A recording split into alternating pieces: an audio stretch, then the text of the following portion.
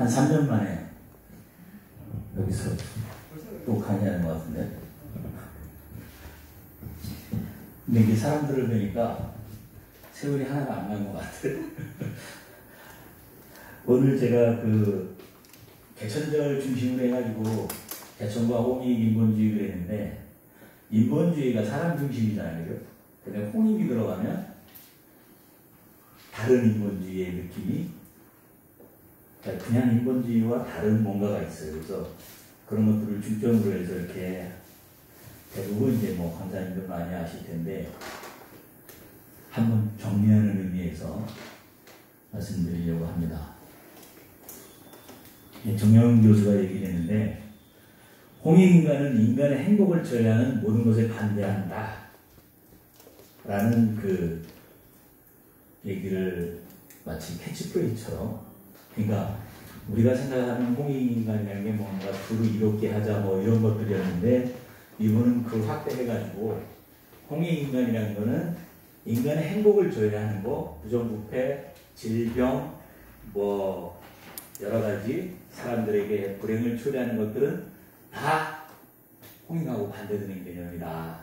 그러니까 뭐 심지어 독재마저도 홍익에 반대되는 거라고 굉장히 확대 해석을 하면서, 저분이 이제 다시 우리가 홍익을 부르짖을 때가 왔다고 얘기하는 이유 중에 하나가 이제 이런 것들이죠. 3만 달러나 소득이 올라가는데 대한민국 사람한테 행복하냐고 물어보면 별로 행복하지 않다. 왜 그러냐? 이 정영훈 교수는 왜 그런다 그랬어요? 여기에 인간을 부부와 주변화했기 때문이다. 그래서 사람이 사람으로서 인정을 받을 수 있는 게 세 가지인데요. 영홍백 중심으로 보면 몸뚱아리, 백은 사람을 몸뚱아리 가지고 인정받을 수 있는 게 뭐예요? 노동력이죠. 그죠? 노동력을 창출해가지고 애들 많이 낳아가지고, 옛날에는 애들 많이 낳은 집이 농사사 짓고 하는 집이죠. 그러니까 대가집 가면은 뭐 형제가 9에다가 저희 할아버지가, 외할아버지가 형제 9, 친할아버지가 형제 5이니까 합치면 14 형제가 생일 때 모이면 아이들까지 하고 한 300명 모여요. 그 정도 되면 이제 동네에서 갓붙이고 해볼 만한 거예요. 근데 노동력이라는 게 기계가 나오면서 완전히 사라져버려요. 사람의 중요성이. 두 번째로 중요한 건 사람의 혼, 몸과 혼. 혼의 기능은 감정을 느끼고 즐겁고 행복한 것들에 대한 것인데, 옛날에는 할아버지가 시골에 있는데 애가 놀러 오면 정말 반가웠어요. 할아버지들이 막, 와, 우리 강아지 새끼 왔구나 좋아했는데, 요새 애들이 와도 시큰둥하고, 너네 왜 또 왔냐, 벌써 왔냐. 그러니까 사람이 주는 기쁨, 즐거움이 사라져버린 거예요. 뭘 때문에 사라졌어요? 텔레비전, 영화, 엔터테인먼트가 너무 발달해가지고 사람을 통해서 얻을 수 있는 것을, 더 좋은 걸 더 편히 얻기 때문에 할머니 할아버지 찾아가면, 야 우리 태국 놀러 간다, 오지 마라. 옛날에 막 놀러 온다 그러면 막 너무 좋아가지고 하는 시절이, 마지막 남은 게 이제 그 영의자영이라고 하는 게 사람의 생각, 기억, 창의력 이런 걸 바탕으로 해서 한 건데, 이것마저도 이제 기계 때문에 날아갔죠. 그래서 사람이 주변화했다는 거는 맨날 물어보잖아요.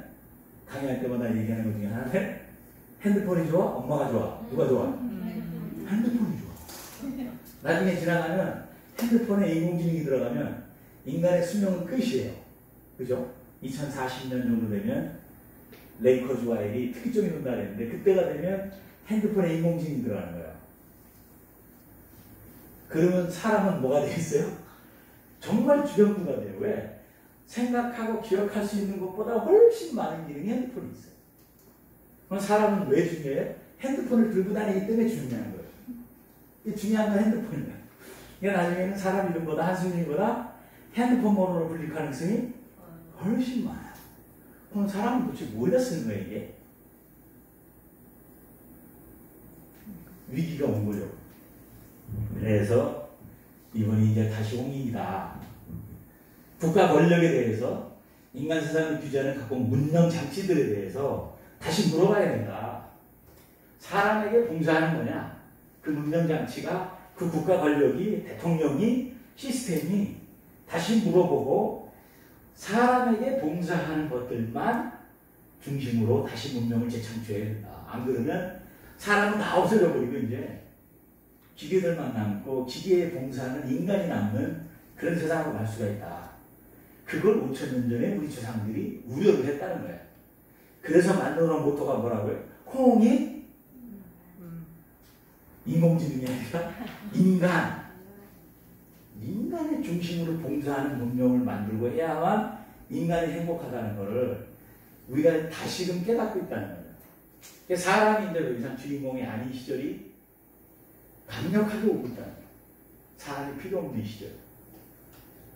그래서 이미 5천년 전에 우리 조상은 그걸 꿰뚫어 보고 모토가 뭐냐? 홍익인간이다. 그래서 그 홍익인간은 뭐냐? 이웃과 공동체를 위해서 헌신하는 이타적인 삶. 선공, 후사. 개인보다 전체의 삶을 중시하는 게 자연의 법칙이죠. 자연의 법칙에 맞춰서 사람도 살아야 된다는 거예요. 개미들이 모여 사는데 누군가 하나 침입자가 들어오면 일벌 개미들이 계속 나와가지고 공격을. 자기는 다 죽어. 근데 자기는 다 죽는데 왜 일벌 개미들이 계속 나와요? 벌도 똑같아요. 말벌이 하나 침입하면 이 꿀벌집에 들어오면 꿀벌들이 나가갖고 계속 죽는데 말벌한테 죽는데 끝까지 나와. 그럼 나중에 말벌이 힘없어갖고 너무 많이 죽여가지고 힘없어서 도망가게 돼요. 그러면 그 개체는 뭐를 위해서 존재하는 거예요? 전체의 집단의 생존을 위해서 자기 희생한 거예요. 거의 모든 동물의 세계가 이래요. 근데 사람은 원래 그런 세상을 만들어야 되는 건데 지금 세상은 뭐냐면 내가 나가서 죽어야 돼? 말벌이 하는데 사람들 생각 어떻게? 네가 권력 있는 놈은 안 가라 그래. 그럼 밑에 놈은 나 가라는데 밑에 놈 가다 보니까 나만 가는 것 같아? 나만 군대가 나가? 그럼 누구야? 가기 싫어. 왜? 나는 왜 카톡으로 휴가를 못 받아? 그러면 세상에 문제가 생긴 벌써 왜? 전체를 위해서 내가 희생해야 되는 게 공동체의 어떤 공존의 삶인데 나를 위해서 이제 전체 시스템을 깰 수가 있다. 그럼 어떻게 돼? 말벌이 와갖고 벌집이나 여왕벌을 죽이면 그 공동체의 끝이야. 근데 일벌들이 죽으면 그 공동체는 계속 살아남아. 그래서 홍익이라는 거는 그냥 자연의 법칙이다. 그래서 그런 것들을 우리가 왜 이 시기에 다시 살려야 되냐? 인류 모두가 공유해야 될 인류사적인 자산이다라고 산체스 아리아스 전 코스타리카 대통령이 그 기공대에 와가지고 제주도에서 발표하면서 한 얘기예요. 이분이 노벨 평화상을 받은 분인데 이성준 대님이 초청해가지고 오셔가지고 이건 인류 공동자산이다. 우리가 공유해야 된다. 그러니까 저런 것들이 얼마나 중요하다는 걸 다시 한번 알 수가 있는 거죠. 우리가 제일 중요하게 여기는 것 중에 하나가 이제 사람은 몸뚱아리와 혼과 영 세 가지로 되어 있다. 영혼백이라 그러는데 그 중에서 몸뚱아리는 기능을 알고 영은 기능이 뭔지 모르겠지만 하여간 뭔가 보이지 않는 뭔가 같고 혼은 사람 안에 있다고 하는데 이 혼이 뭘까? 혼이 하는 작용이 뭔가? 그래서 우리가 여기다가 뭐라고 붙였어요? 국가본은 사는 교육 중에 하나가 뭐예요? 민족 혼이죠. 민족도 혼이 있다고 본 거죠. 그럼 혼이 하는 기능이 뭐냐? 읽어볼까요? 시작. 기억을 통해서 어제를 지속시키고 행위를 통해서 내일을 예비한다. 이게 혼의 작용이에요. 그럼 혼이라는 건 뭐예요? 영과 혼과 백이 있으면 영과 백을 연결시켜주는 게 혼인데 영의 작용이 뭐예요? 기억을 통해서 과거를 지속시킬 수 있는. 그 다음에 몸의 작용은 뭐예요? 백. 몸뚱아리 행위를 통해서 내일을 예비하고 창조합니다. 그러니까 몸이 하는 기능은 실제 물건상에서 실제 삶을 통해서 뭔가를 창조하고 준비하는 거고 영의 작용은 그 모든 기억들과 정보들에 대한 저장과 뭔가를 하는 기능인데 이 두 개를 합쳐놓은 게 혼이라는 거예요. 여기에 보여주는 게. 근데 만약에 혼이 맛이 가면 어떻게 돼요? 어제가 기억이 안 나죠? 이게 뭐 치매. 어제가 기억이 안 나면 뭐가 안 돼요? 내일을 위한 행위가 안 돼요. 혼이 맛이 가면 사람의 인생이 끝난 것처럼 여기다 민족혼을 붙이면 민족혼은 하는 역할이 뭐예요? 민족의 기억을 통해서 민족의 어제를 지속시키고 민족의 행위를 통해서 민족의 내일을 예비한다. 그런데 민족의 혼이 맛이 가면 어제가 기억이 안 나. 그럼 어떻게 돼 민족이? 내일을 창조할 수가 없는 거예요. 누군가의 하자는 대로 끌려갈 수밖에 없는 게 이 혼이라는 게 중요하다는 거예요. 위국 지도 막선호 사기 막그거 사하 가야 뭐 이렇게 되는데 하야 해석을 한번 해볼까요? 나라의 도를 세우기 위해서는 백성의 기계보다 먼저인 것이 없고 역사바로 세우기보다 급한 것이 없다. 그래서 행촌 이암 선생님이 뭐 수문화시중인가 문화시중 하시던 고려시대에 나라라는 하드웨어가 아니라 나라라고 하는 소프트웨어, 정신, 철학, 가치관을 세우기 위해서 필요한 게 뭐냐? 제일 중요한 게 백성들의 사기, 백성들의 기계가 최고 중요하다. 백성들의 사기가 높이면 아무리 코로나가 와도 다 이겨내는 거야. 아, 대한민국 최고구나. 그 순간에 그 코로나 위기도 전 세계 칭찬받으면서 이겨내는데 대한민국은 정말 개떡 같은 나라야. 하는 순간에 나라가 무너진다. 그래서 나라를 지키는 데 제일 중요한 게 뭐냐? 백성의 사기다. 백성의 사기를 지키기 위해서 제일 급한 게 뭐냐? 역사를 바로 세우는 거다. 혼을 바로 세우는 거야. 민족의 혼을. 혼이 사라지면 내가 치매에 걸려갖고 과거 기억이 전혀 안 나. 그럼 살려준 데가 실현해지는 거야. 근데 민족의 과거 기억을 못하면 민족의 미래가 없어지는 건 똑같아. 역사가 분명하지 않으면 백성들이 기세를 떨칠 수 없고 대한민국이 살아온 길이 이렇다. 와, 대단한 대한민국이네. 자긍심이 있을 때 역사가 분명해가지고 자긍심 줄 때 나라가 바로 쓴다는 거죠. 백성의 기세를 떨칠 수 없으면 국가의 근본이 흔들린다. 그러니까 대한민국이 다덤벼. 대한민국 정말 잘 나가는 나라야. 자긍심이 있으면 어떤 외적인 문제가 생겨도 대처를 할 수가 있다는 거야. 누가 겁을 주든 중국이 주든 미국이 주든 일본이 주든 러시아가 주든 대한민국이 야! 다덤벼라 그래. 딱 깜다르가 있으면 그죠? 그래서 대한민국 사람들은 세계 4강을 향해서 부를 때 뭐라고 불러요? 너. 미국은 일본 너, 러시아는 중국 너.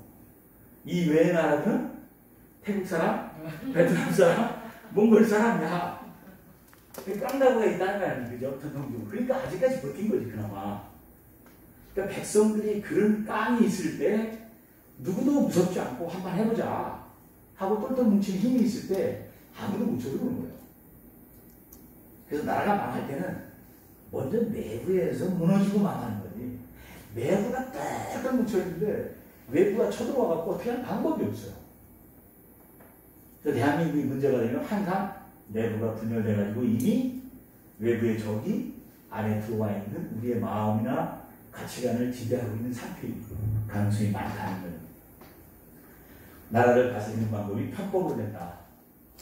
우리가 만약에 국민이 단합을 안 해가지고 어떤 사람은 중국 좋다고 미국 좋다고 다 흩어져가고 대한민국의 가치관이 사라져서 대한민국 없어도 될 것 같아. 근데 나라를 지키려면 어떻게 돼? 죽는 눈치 봐가지고 하지 말아야 되는데 하고 해야 될 거 못하고 미국 눈치 봐서 다 편법으로 가는 거야. 이럴 땐 저렇게 하고 저럴 땐 저렇게 하고 원리 원칙이 딱 서있지 않다는 거야. 그래서 중요하다. 올바른 역사를 옳은 것을 옳다고 잘못은 잘못했다고 하고 인물 됨됨이를 평가하고 시대상을 순조롭게 평가할 만세의 표준을 제시하는 거야. 역사에 중요한 게 뭐냐? 만세의 표준을 제시하는 거야. 지금 우리가 하고 있는 일 잘 됐냐 못했냐? 문재인 대통령이 잘하고 있는 거냐 못하고 있는 거냐? 표준이 있어야 되는데 당마다 사람마다 다 틀려. 언론에서 얘기하는 것도 자기들 맛에 다 틀려. 그러니까 과연 저게 잘 된 건지 나쁜 건지 표준이 없다는 거는 뭐냐면 5,000년을 살았는데 민족혼이 없어지면 과거 기억이 없어지는 거예요. 그러니까 결국은 우리가 살고 있는 게 잘된 건지 못된 건지 비교할 만한 뭔가가 없어진 거예요. 나라가 위험해지는 거예요. 그래서 우리나라 역사학의 핵심은 만세 표준을 제시하는 거예요. 옳은 것을 옳다 하고 그런 것을 그렇다 하고. 일본이나 중국의 역사학을 보면 막대로 고치죠. 그죠? 자기 민족의, 그러니까 뭐 2000년 동안 만리장성이 있는데 한 7년 전인가 8년 전에 오만리장성으로 바꿨어요. 그 역사에 대한 정의, 옳고 그름을 나타내서 후세가 교훈으로 삼겠다는 것은 없어진 거예요, 역할이. 그냥 자기 민족의 위대함만 나세워갖고 역사를 바꿔고 있는 거야. 2000년 동안 만리장성인데 어떻게 10년 전에 진희령이 살아난 것도 아니고 오만리장성으로 5배 뻥 튀길 수 있냐. 역사가 기능을 못하는 거다. 근데 우리는 역사에 대해서 우리 역사가 좀 답답한 것 같다고 느낄 수 있는데 그거는 뭐냐면 역사를 기록하면서 조선시대에도 왕들이 자기 시대의 역사를 사관원이 따라다니면서 기록을 다 해요. 금시간인가 하루 종일 따라다니면서 인물이 뭐라고 했는지 다 기록을 하는데 당대 왕이 그 기록을 못 보게 했어요. 왜? 올바르게 평가하기 위해서. 그러니까 우리의 역사 기준은 뭐냐면 후대의 만세 표준으로 이렇게 했는데 개판됐다, 이렇게 했더니 잘됐다라는 것을 남겨주자는 게 굉장히 강한 역사학이라는 거예요. 나라의 수명이 길고 짧은 것은 나라가 얼마나 오래 가느냐, 어디에 달려있어요?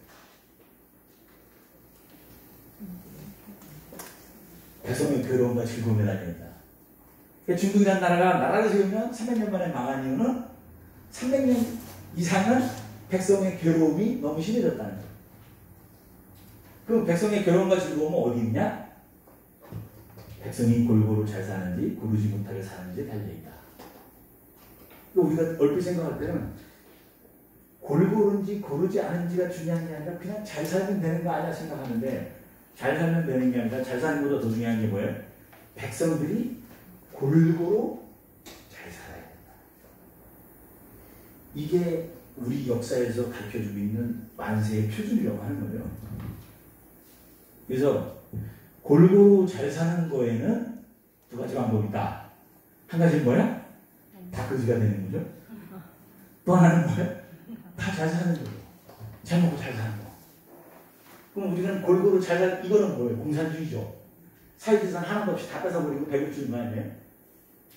그게 나아요? 아니면 편차가 많이 나가지고 부유와 가난한 사람이 엉망으로 펼쳐져 있는 게 나아요? 백성들 삶에서. 차라리 이게 낫다고 볼 수 있는 거예요. 왜? 가난한 나라들이 행복도 1위에 나올 수 있는 이유는 뭐냐면 너도 그지 나도 그지 얘도 그지 다 그지야. 그 불행이라는 게 별로 없어. 왜? 다 그지니까. 근데 내가 25평인데 내가 35평이야. 얘 100평이야. 얘 200평이야. 그러면 이 25평이라는 게 집 없는 사람도 많은데 굉장한 만족감을 줘야 되는데도 불구하고 상대적인 만족감에서 이 불행을 당할 수가 있다. 그래서 사람이 비교적 행복하게 무리들이 사는 방법은 뭐냐? 다 그저 그렇게 그냥 이렇게 하는 사람들끼리 모여 사는 게 제일 행복하다는 거예요. 국가가 그렇게 만들어야 된다는 거예요. 누가 엄청 부자고 누구는 엄청 가난하고 이런 거보다 대부분이 골고루 살 수 있게 만들어야 되는데 그 모토가 바로 홍익이다. 두루이롭게 살게 하자. 5,000년 전부터 내려온 지혜라는 거예요. 나라를 경영하는 지혜. 그리고 그렇게 만들어진 세상을 이치대로 자연의 이치, 세상의 이치, 양심의 이치대로 만드는 세상을 이화세계라고 하자는 거죠. 그래서 단군조선이 얼마나 오래 갔어요? 2096년. 지구상에 이렇게 오래 간 나라가 있어요? 거의 찾아보기 힘들죠. 중국은 300년 만에 다 망했죠. 왜? 백성의 행복이 생각능사 아니온 거죠. 괴로움이 너무 심해진 거죠. 대한민국 나라 만들면 대부분 500년 달려. 최다 1000년, 700년 가는 거는 그만큼 백성들이 행복한 게 기는 게 같다는 거예요. 근데 단군조선은 2096년을 분석했다는 거는 굉장한 뭔가가 있었다고 보여지는 거예요.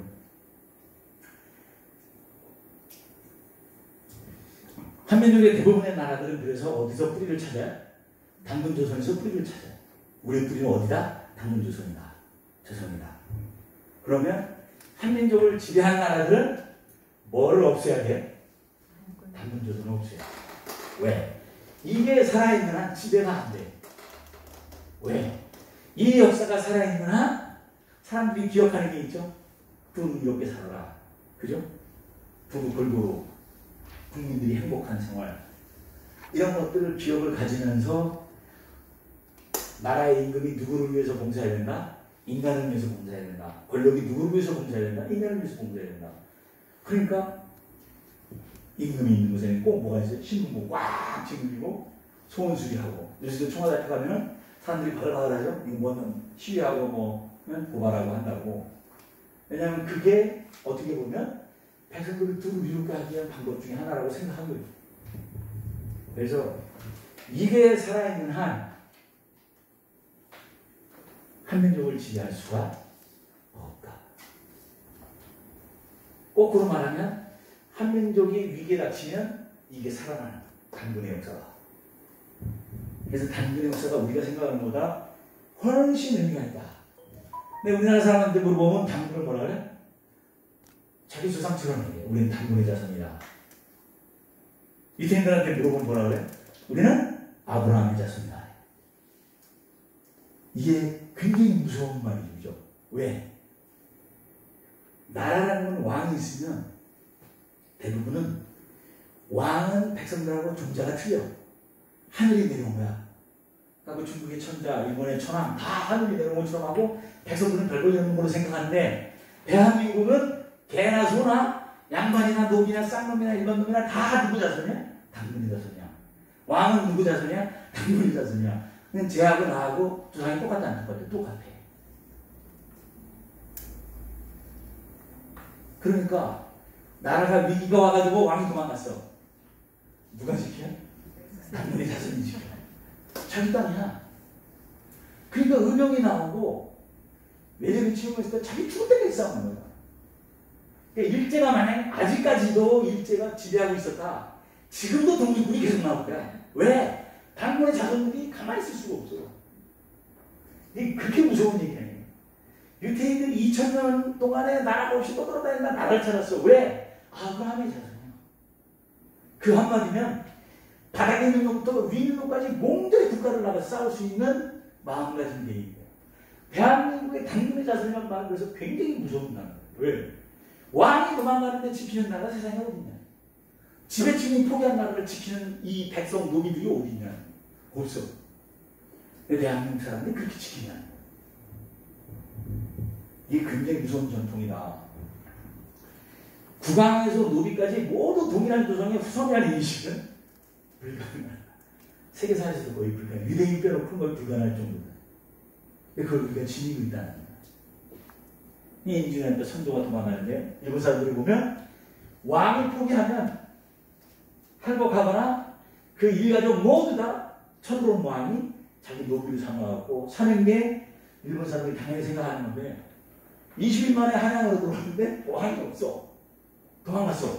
아, 뭐 한국이구나 생각하고 모든 백성들이 자기 말을 따라야 되는데, 그때부터 독립운동이 막 일어나죠. 의병들이 일어나죠. 왕이 도망가는데 심지어 노비들이 반란을 안 일으키고 일반 백성들이 나라를 지키려고 복구하려고 싸운다는 게 얘네들은 상상하기 힘든 거야. 그게 아무 나라나 있는 게 아니야.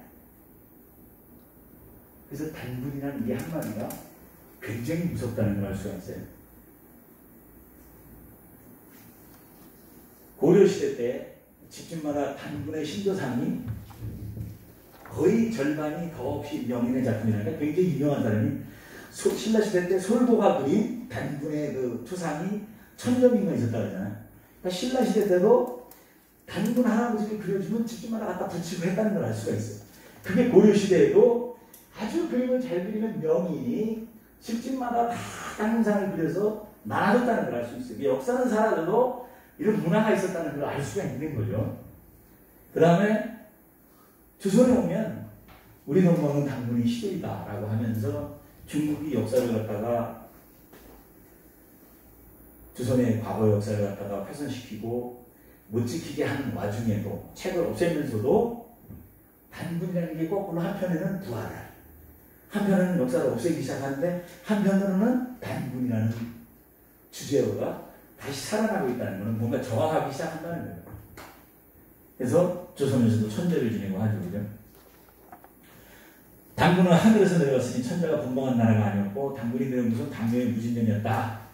하늘의 제사는 얘가 어느 시대에 시작되는지 알지 못하지만 천년이 되도록 고친 적이 없기 때문에 태조 이성계도 더욱 하늘의 제사를 지내는 예를 공분히 하였고 신은 하늘의 제사하는 예를 퇴조할 수 없다고 생각합니다. 이게 필용필록이 나오잖아요. 그러니까 단군 할아버지의 그 문화를 이 사람들이 조선에도 이어가려고 했다는 걸 알 수가 있죠. 그래서 우리 민족이 단군의 자손이라는 혈연 공동체 의식이 나타날 때는 언제냐? 나라가 위기에 빠졌을 때.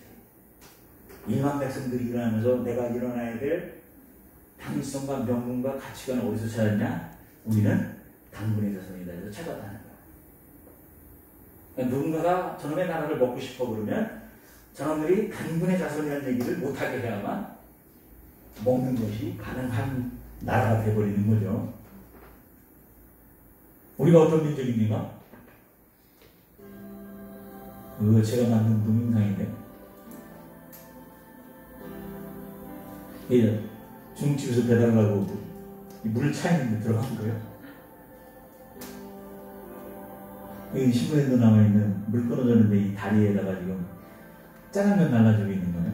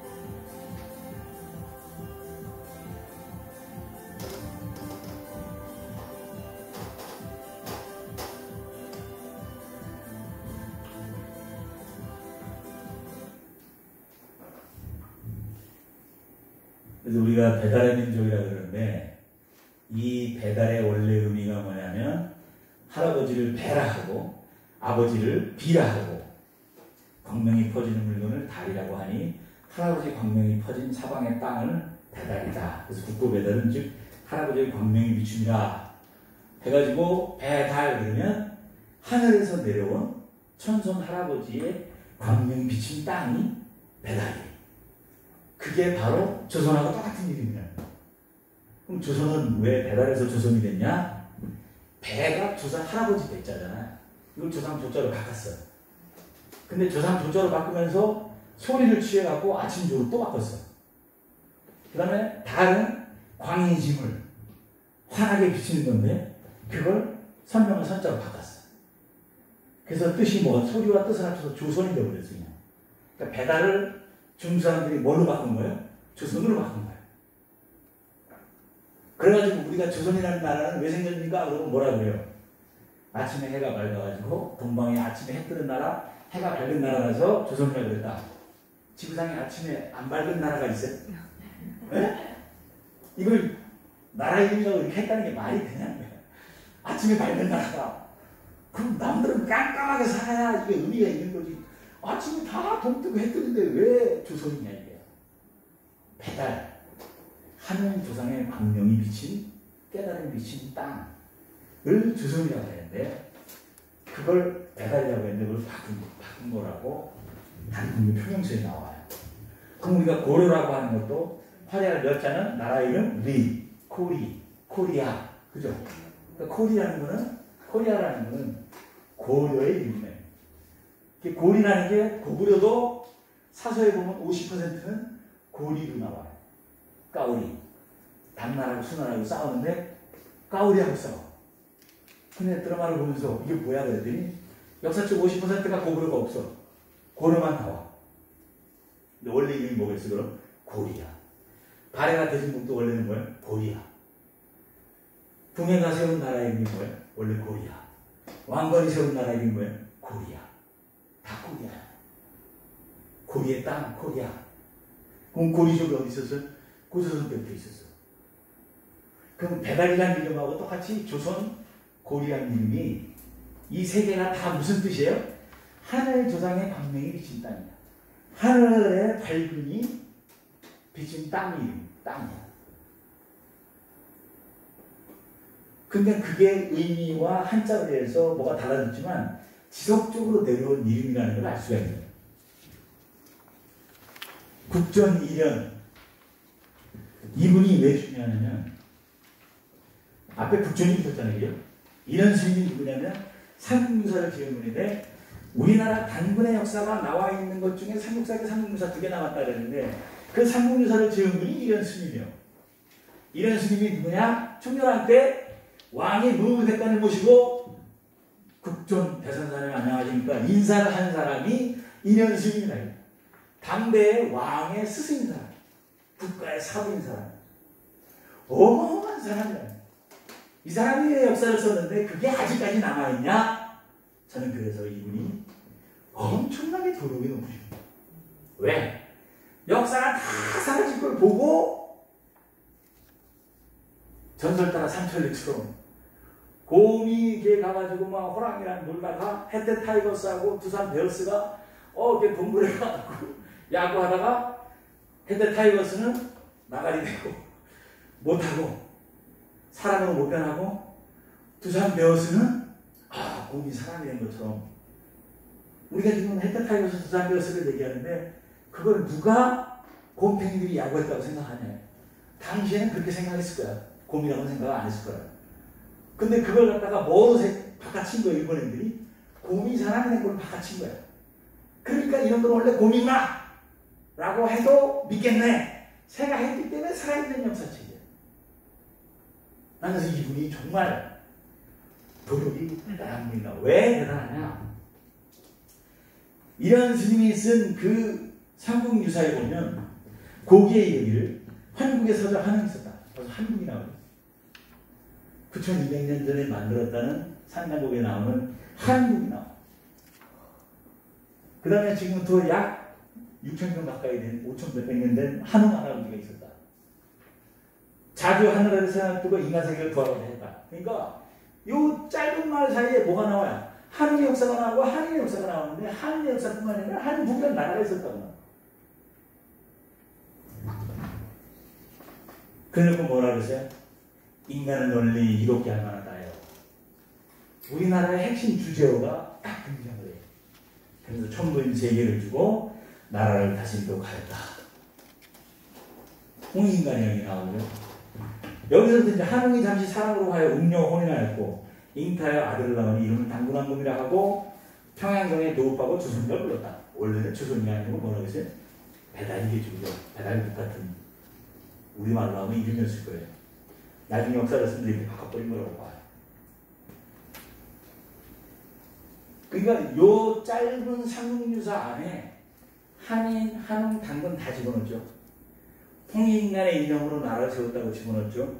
거기다가 더 중요한 게 뭐예요?